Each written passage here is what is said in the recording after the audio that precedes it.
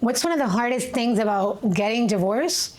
Talking to your kids about getting divorced, having to explain to them what is going on. I want to tell you a few things about making sure that you tell your kids and how you tell your kids about what's going on and what's going to happen in their lives.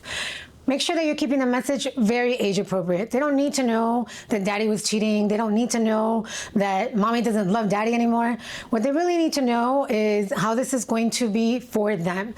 So keep it age appropriate, keep it as contained as possible, and make sure that if you have the ability and have the capacity, that you talk to a therapist about what's a good way to make it age appropriate.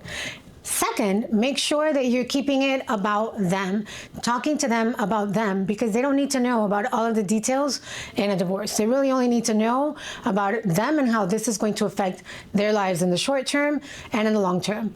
Lastly, you don't know how everything's going to turn out, but you do want to make sure that you reinforce to them that this is not their fault. This is the most common thing we hear about children thinking that divorces are their fault because of misbehavior, because they did something wrong, because they weren't good enough. So you always want to make sure that you're constantly reassuring them that you love them, that both parents love them, and that things are going to be okay.